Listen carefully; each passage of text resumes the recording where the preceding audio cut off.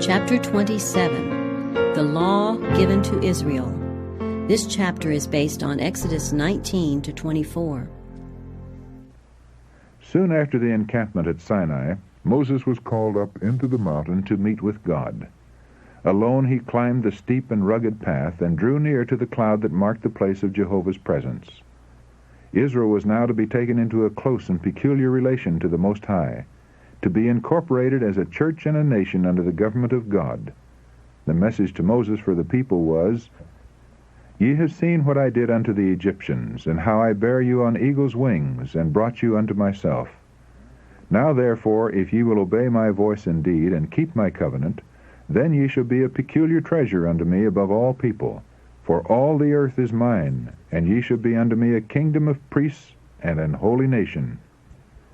Moses returned to the camp, and having summoned the elders of Israel, he repeated to them the divine message.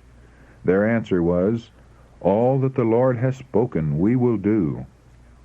Thus they entered into a solemn covenant with God, pledging themselves to accept him as their ruler, by which they became, in a special sense, the subjects of his authority.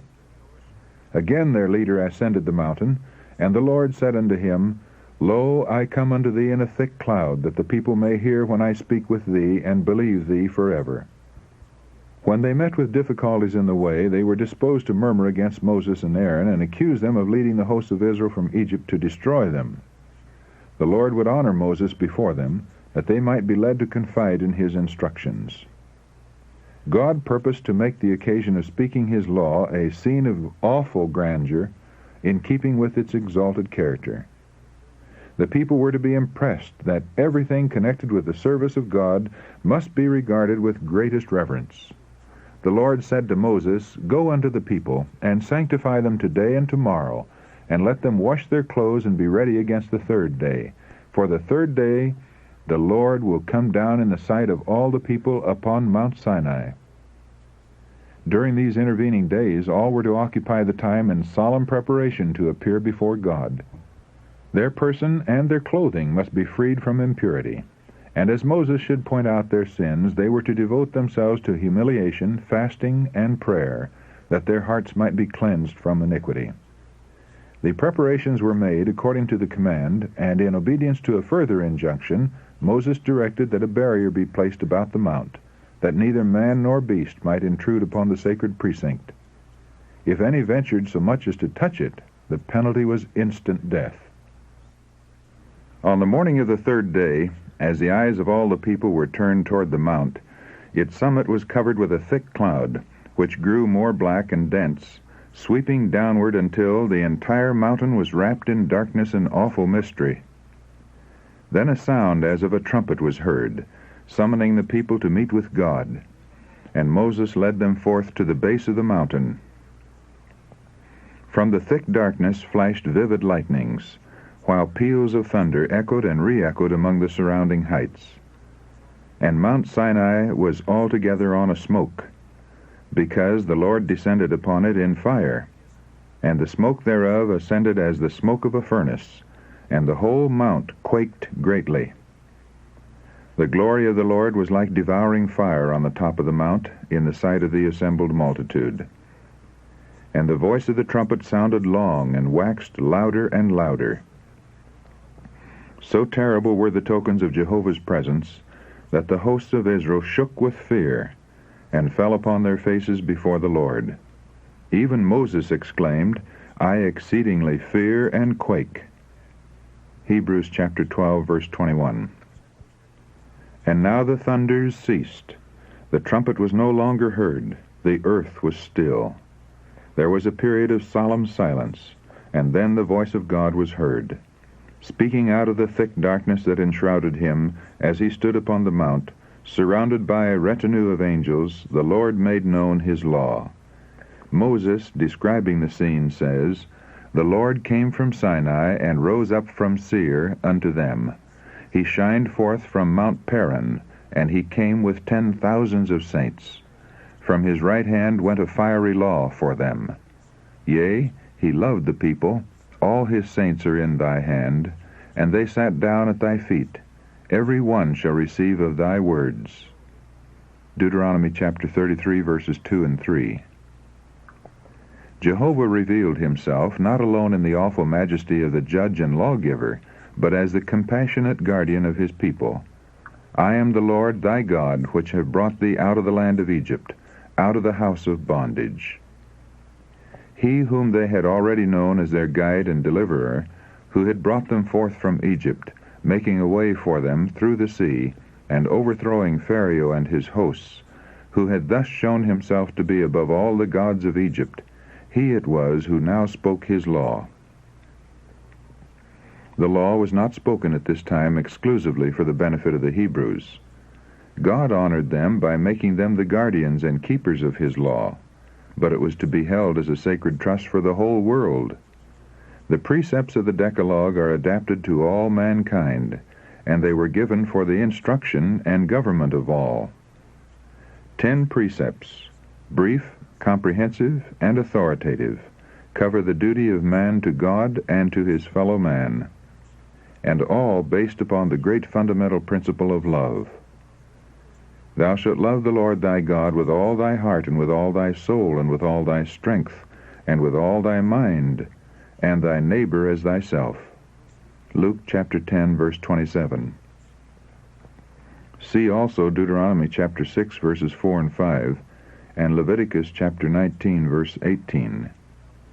In the 10 Commandments, these principles are carried out in detail, and made applicable to the condition and circumstances of man. Thou shalt have no other gods before me. Jehovah, the eternal, self-existent, uncreated one, himself the source and sustainer of all, is alone entitled to supreme reverence and worship. Man is forbidden to give to any other object the first place in his affections or his service. Whatever we cherish that tends to lessen our love for God, or to interfere with the service due him, of that do we make a god. Thou shalt not make unto thee any graven image, or any likeness of anything that is in heaven above, or that is in the earth beneath, or that is in the water under the earth. Thou shalt not bow down thyself to them, nor serve them. The 2nd commandment forbids the worship of the true God by images or similitudes. Many heathen nations claimed that their images were mere figures or symbols by which the deity was worshipped, but God has declared such worship to be sin. The attempt to represent the Eternal One by material objects would lower man's conception of God. The mind, turned away from the infinite perfection of Jehovah, would be attracted to the creature rather than to the Creator, and as his conceptions of God were lowered, so would man become degraded. I, the Lord thy God, am a jealous God. The close and sacred relation of God to his people is represented under the figure of marriage. Idolatry being spiritual adultery, the displeasure of God against it is fitly called jealousy. Visiting the iniquity of the fathers upon the children unto the 3rd and 4th generation of them that hate me. It is inevitable that children should suffer from the consequences of parental wrongdoing, but they are not punished for the parents' guilt, except as they participate in their sins. It is usually the case, however, that children walk in the steps of their parents. By inheritance and example, the sons become partakers of the father's sin. Wrong tendencies, perverted appetites, and debased morals, as well as physical disease and degeneracy, are transmitted as a legacy from father to son to the 3rd and 4th generation. This fearful truth should have a solemn power to restrain men from following a course of sin. Showing mercy unto thousands of them that love me and keep my commandments. In prohibiting the worship of false gods, the 2nd commandment by implication enjoins the worship of the true God. And to those who are faithful in his service, mercy is promised, not merely to the 3rd and 4th generation, as is the wrath threatened against those who hate him, but to thousands of generations. Thou shalt not take the name of the Lord thy God in vain, for the Lord will not hold him guiltless that taketh his name in vain. This commandment not only prohibits false oaths and common swearing, but it forbids us to use the name of God in a light or careless manner, without regard to its awful significance. by the thoughtless mention of God in common conversation, by appeals to him in trivial matters, and by the frequent and thoughtless repetition of his name, we dishonor him. Holy and reverend is his name. Psalm 111, verse 9.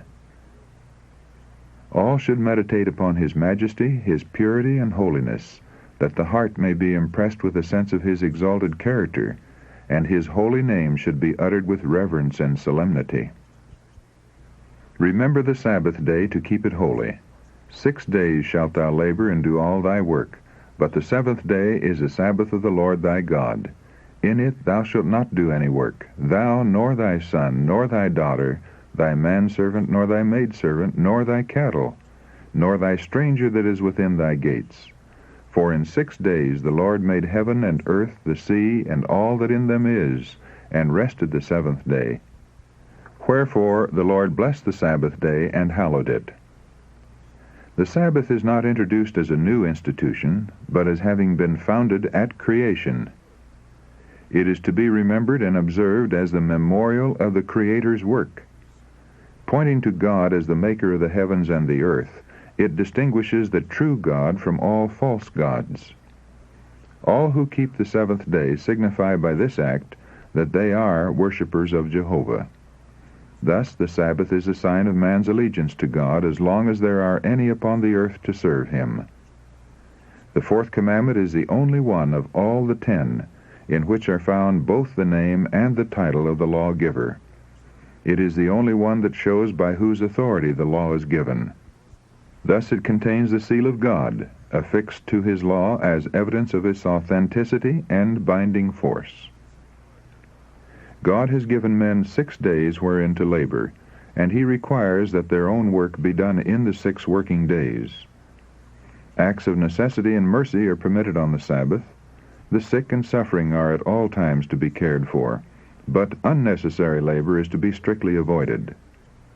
Turn away thy foot from the Sabbath, from doing thy pleasure on my holy day, and call the Sabbath a delight, the holy of the Lord honorable, and honor him, not doing thine own ways, nor finding thine own pleasure. Isaiah chapter 58, verse 13. Nor does the prohibition end here. Nor speaking thine own words, says the prophet. Those who discuss business matters or lay plans on the Sabbath are regarded by God as though engaged in the actual transaction of business. To keep the Sabbath holy, we should not even allow our minds to dwell upon things of a worldly character. And the commandment includes all within our gates. The inmates of the house are to lay aside their worldly business during the sacred hours. All should unite to honor God by willing service upon his holy day. Honor thy father and thy mother, that thy days may be long upon the land which the Lord thy God giveth thee. Parents are entitled to a degree of love and respect which is due to no other person. God himself, who has placed upon them a responsibility for the souls committed to their charge, has ordained that during the earlier years of life, parents shall stand in the place of God to their children. And he who rejects the rightful authority of his parents is rejecting the authority of God.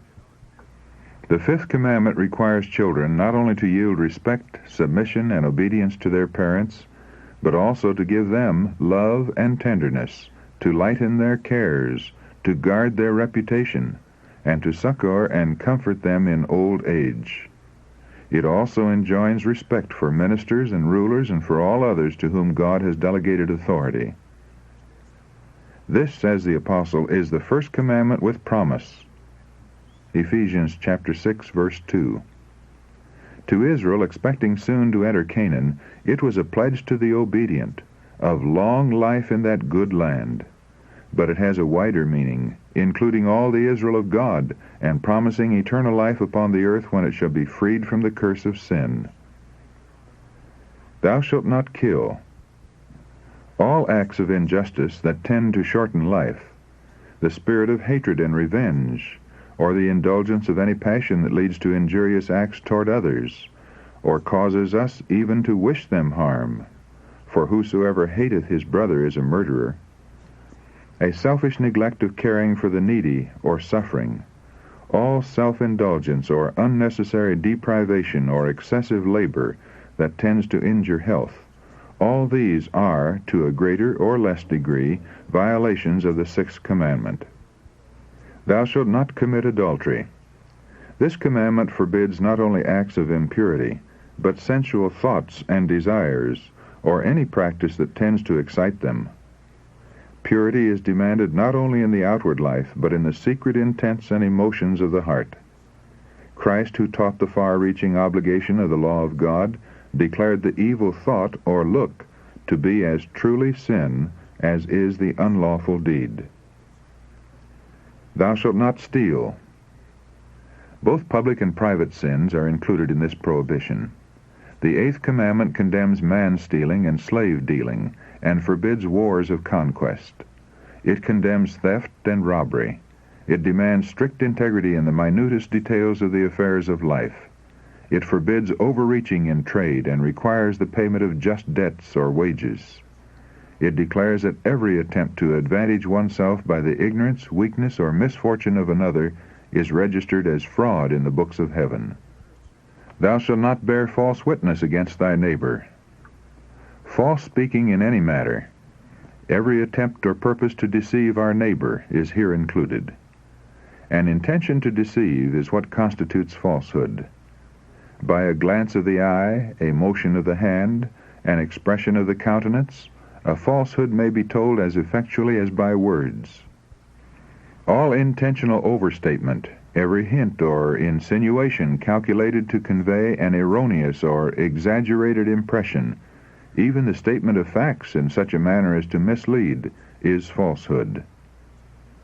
This precept forbids every effort to injure our neighbor's reputation by misrepresentation or evil surmising, by slander or tale-bearing. Even the intentional suppression of truth, by which injury may result to others, is a violation of the ninth commandment. Thou shalt not covet thy neighbor's house. Thou shalt not covet thy neighbor's wife, nor his manservant, nor his maidservant, nor his ox, nor his ass, nor anything that is thy neighbor's. The 10th commandment strikes at the very root of all sins, prohibiting the selfish desire from which springs the sinful act. He who, in obedience to God's law, refrains from indulging even a sinful desire for that which belongs to another, will not be guilty of an act of wrong toward his fellow creatures. Such were the sacred precepts of the Decalogue, spoken amid thunder and flame, and with a wonderful display of the power and majesty of the great lawgiver. God accompanied the proclamation of his law with exhibitions of his power and glory, that his people might never forget the scene, and that they might be impressed with profound veneration for the author of the law, the Creator of heaven and earth. He would also show to all men the sacredness, the importance, and the permanence of his law. The people of Israel were overwhelmed with terror. The awful power of God's utterances seemed more than their trembling hearts could bear. For as God's great rule of right was presented before them, they realized as never before the offensive character of sin and their own guilt in the sight of a holy God. They shrank away from the mountain in fear and awe. The multitude cried out to Moses, "Speak thou with us, and we will hear, but let not God speak with us, lest we die." The leader answered, "Fear not, for God is come to prove you, and that his fear may be before your faces, that ye sin not." The people, however, remained at a distance, gazing in terror upon the scene, while Moses drew near unto the thick darkness where God was. The minds of the people, blinded and debased by slavery and heathenism, were not prepared to appreciate fully the far-reaching principles of God's 10 precepts. That the obligations of the Decalogue might be more fully understood and enforced, additional precepts were given, illustrating and applying the principles of the 10 Commandments. These laws were called judgments, both because they were framed in infinite wisdom and equity, and because the magistrates were to give judgment according to them. Unlike the 10 Commandments, they were delivered privately to Moses, who was to communicate them to the people. The first of these laws related to servants. In ancient times, criminals were sometimes sold into slavery by the judges. In some cases, debtors were sold by their creditors, and poverty even led persons to sell themselves or their children. But a Hebrew could not be sold as a slave for life. His term of service was limited to 6 years. On the 7th, he was to be set at liberty. Man-stealing, deliberate murder, and rebellion against parental authority were to be punished with death. The holding of slaves not of Israelitish birth was permitted, but their life and person were strictly guarded. The murderer of a slave was to be punished. An injury inflicted upon one by his master, though no more than the loss of a tooth, entitled him to his freedom. The Israelites had lately been servants themselves, and now that they were to have servants under them, they were to beware of indulging the spirit of cruelty and exaction from which they had suffered under their Egyptian taskmasters. The memory of their own bitter servitude should enable them to put themselves in the servant's place, leading them to be kind and compassionate, to deal with others as they would wish to be dealt with. The rights of widows and orphans were especially guarded, and a tender regard for their helpless condition was enjoined.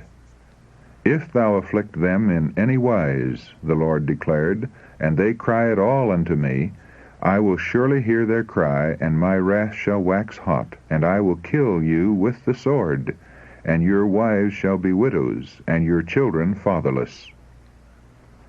Aliens who united themselves with Israel were to be protected from wrong or oppression. Thou shalt not oppress a stranger, for ye know the heart of a stranger, seeing ye were strangers in the land of Egypt. The taking of usury from the poor was forbidden. A poor man's raiment or blanket taken as a pledge must be restored to him at nightfall. He who was guilty of theft was required to restore double. Respect for magistrates and rulers was enjoined, and judges were warned against perverting judgment, aiding a false cause, or receiving bribes. Calumny and slander were prohibited, and acts of kindness enjoined, even toward personal enemies. Again, the people were reminded of the sacred obligation of the Sabbath. Yearly feasts were appointed, at which all the men of the nation were to assemble before the Lord, bringing to him their offerings of gratitude and the first fruits of his bounties. The object of all these regulations was stated. They proceeded from no exercise of mere arbitrary sovereignty. All were given for the good of Israel. The Lord said, Ye shall be holy men unto me, worthy to be acknowledged by a holy God. These laws were to be recorded by Moses and carefully treasured as the foundation of the national law, and with the 10 precepts which they were given to illustrate the condition of the fulfillment of God's promises to Israel. The message was now given them from Jehovah, Behold, I send an angel before thee, to keep thee in the way, and to bring thee into the place which I have prepared. Beware of him, and obey his voice.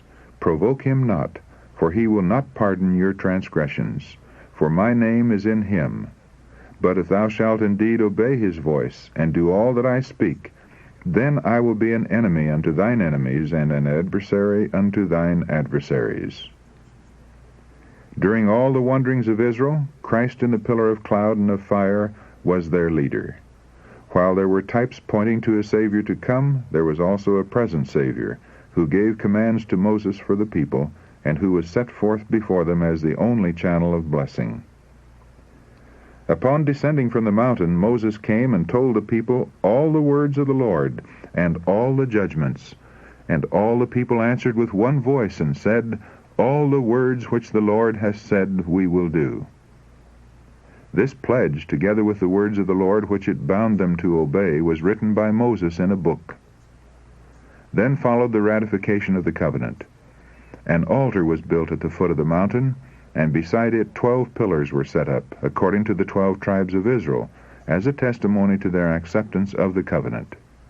Sacrifices were then presented by young men chosen for the service. Having sprinkled the altar with the blood of the offerings, Moses took the book of the covenant and read in the audience of the people. Thus the conditions of the covenant were solemnly repeated, and all were at liberty to choose whether or not they would comply with them. They had at the first promised to obey the voice of God, but they had since heard his law proclaimed, and its principles had been particularized that they might know how much this covenant involved. Again the people answered with one accord, "All that the Lord has said will we do, and be obedient." When Moses had spoken every precept to all the people according to the law, he took the blood, and sprinkled both the book and all the people, saying, "This is the blood of the testament which God hath enjoined unto you."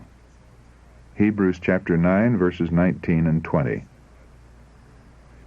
Arrangements were now to be made for the full establishment of the chosen nation under Jehovah as their king.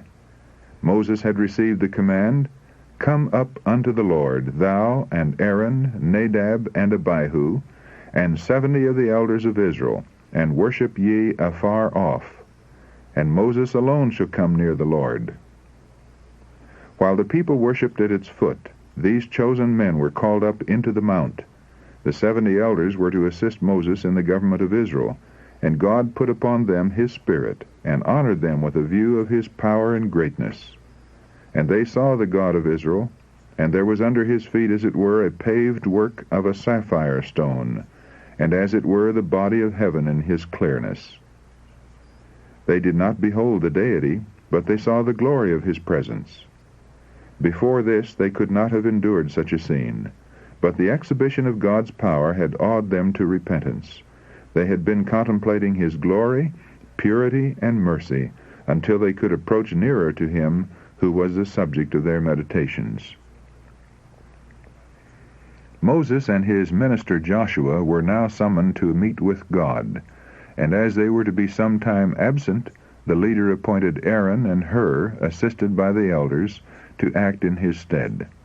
And Moses went up into the mount, and a cloud covered the mount, and the glory of the Lord abode upon Mount Sinai. For 6 days the cloud covered the mountain as a token of God's special presence, yet there was no revelation of himself or communication of his will. During this time Moses remained in waiting for a summons to the presence chamber of the Most High. He had been directed, "Come up to me into the mount, and be there."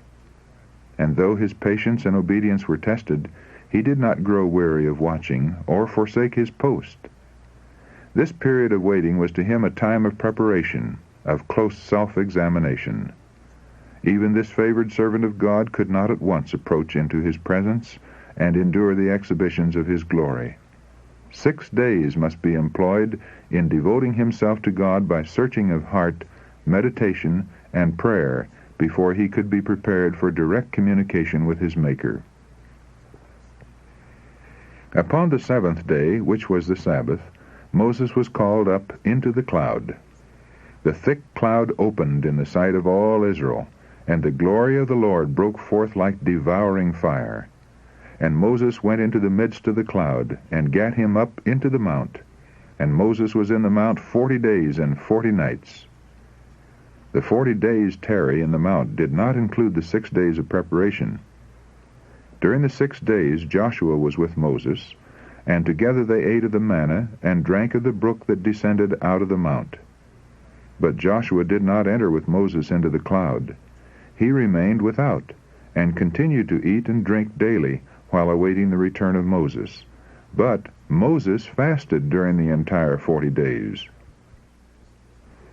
During his stay in the mount, Moses received directions for the building of a sanctuary, in which the divine presence would be specially manifested.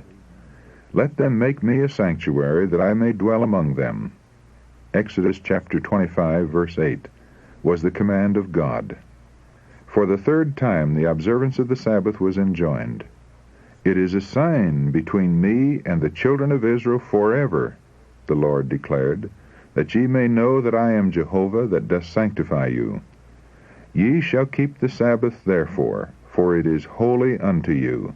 Whosoever doeth any work therein, that soul shall be cut off from among his people." Exodus chapter 31, verse 17, also verses 13 and 14. Directions had just been given for the immediate erection of the tabernacle for the service of God. And now the people might conclude, because the object had in view was the glory of God, and also because of their great need of a place of worship, that they would be justified in working at the building upon the Sabbath. To guard them from this error, the warning was given. Even the sacredness and urgency of that special work for God must not lead them to infringe upon his holy rest day. Henceforth the people were to be honored with the abiding presence of their king. I will dwell among the children of Israel, and will be their God, and the tabernacle shall be sanctified by my glory. Exodus chapter 29, verses 45 and 43, was the assurance given to Moses. As the symbol of God's authority and the embodiment of his will, there was delivered to Moses a copy of the Decalogue engraved by the finger of God himself upon 2 tables of stone. Deuteronomy chapter 9, verse 10, and Exodus chapter 32, verses 15 and 16, to be sacredly enshrined in the sanctuary, which, when made, was to be the visible center of the nation's worship. From a race of slaves, the Israelites had been exalted above all peoples to be the peculiar treasure of the King of Kings. God had separated them from the world, that he might commit to them a sacred trust. He had made them the depositaries of his law, and he purposed, through them, to preserve among men the knowledge of himself. Thus the light of heaven was to shine out to a world enshrouded in darkness, and a voice was to be heard appealing to all peoples to turn from their idolatry to serve the living God. If the Israelites would be true to their trust, they would become a power in the world. God would be their defense, and he would exalt them above all other nations. His light and truth would be revealed through them, and they would stand forth under his wise and holy rule as an example of the superiority of his worship over every form of idolatry.